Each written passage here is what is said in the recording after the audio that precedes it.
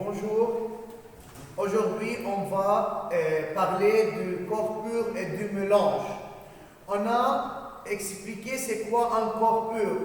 C'est formé d'une seule substance. Mais à propos d'un mélange, c'est formé de deux ou plusieurs substances. On a deux types de mélange. Alors on a terminé du corps pur, possède des propriétés physiques constantes. On a travaillé sur la densité et on a dit que l'identité d'une substance pure ne change pas dans un mélange. Alors aujourd'hui, pour un mélange peut être homogène ou hétérogène.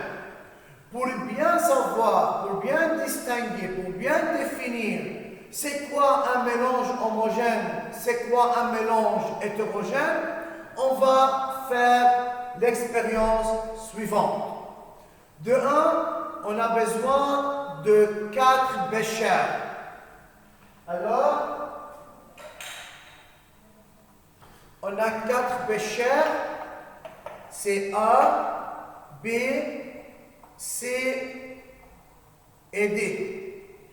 Dans les 4 béchers, on va mettre de l'eau distillée.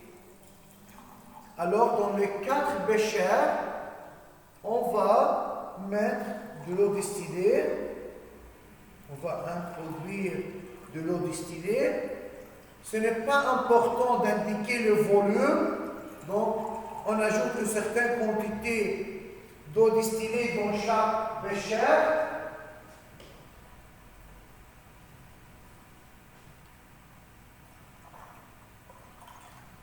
L'activité est dans le livre page 22, c'est l'activité 3. Bien, dans le bécher A, on va ajouter de l'alcool sur l'eau. On a ajouté de l'alcool sur l'eau et bien sûr, toujours à chaque fois, on va agiter. Donc, après l'agitation, lorsqu'on a mélangé l'eau et l'alcool, regardez, monsieur, on a ici, c'est une seule phase. Une seule phase, c'est-à-dire, lorsque deux ou plusieurs substances pures sont mélangées et donnent une seule phase, c'est-à-dire, c'est un mélange, et ce mélange est un mélange homogène. Homogène, c'est-à-dire une seule phase. Laissons-nous ajouter maintenant de sable. On ajoute de sable sur l'eau.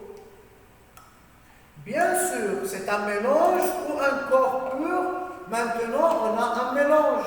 Pourquoi? Parce qu'on a mélangé deux substances, c'est l'eau et le sable. Bien sûr, à chaque fois, lorsqu'on a mélangé deux ou plusieurs substances, il faut agiter.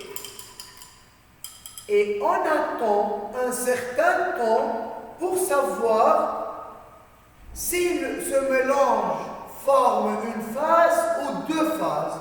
Alors, on attend une minute. De même, on peut travailler avec le bécher C. On a eau plus huile. On ajoute de l'huile sur l'eau. De cette manière, bien sûr, on a deux substances pures, alors c'est un mélange. Ce mélange est un mélange homogène ou hétérogène. On agite bien, et on va voir Alors regardez, monsieur, on obtient deux phases. Puisqu'on a deux phases, alors c'est un mélange hétérogène. De même ici, pour le sable et l'eau, on a deux phases. Ici c'est l'eau et ici le sable. Donc de même, on a deux phases, alors c'est un mélange hétérogène. Il nous reste le bécher D. On va ajouter du sel. On ajoute du sel dans le bécher D. C'est le sel de table, chlorure de sodium.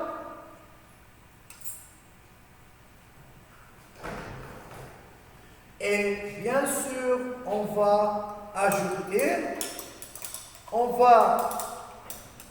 observer que le sel va dissoudre dans l'eau. Alors, après la dissociation complète du sel dans l'eau, on va voir ce qu'on va trouver. Alors, est-ce que l'eau et le sel forment une seule phase ou deux phases? Regardez, monsieur, on obtient une seule phase. Alors, l'eau plus sel, c'est un mélange homogène. L'eau plus alcool, c'est un mélange homogène. Regardez, une seule phase. Mais l'eau plus sable, il y a deux phases, c'est clair. De même, eau plus huile, il y a deux phases. Donc, ces deux mélanges sont deux mélanges hétérogènes. De même, un mélange n'est pas seulement formé de deux substances. Peut-être on obtient un mélange hétérogène si on a trois phases. Pas toujours qu'il y a deux phases. Regardez, messieurs, si on ajoute de lentilles, on a des lentilles ici, et on ajoute le lentilles sur l'eau et l'huile. Regardez maintenant, monsieur, on va voir qu'on a trois phases. Alors, ici le lentilles, ici l'eau, et de même ici il y a l'huile. Donc, on a trois phases. C'est un mélange hétérogène. Par conclusion, un mélange peut être un mélange homogène ou hétérogène.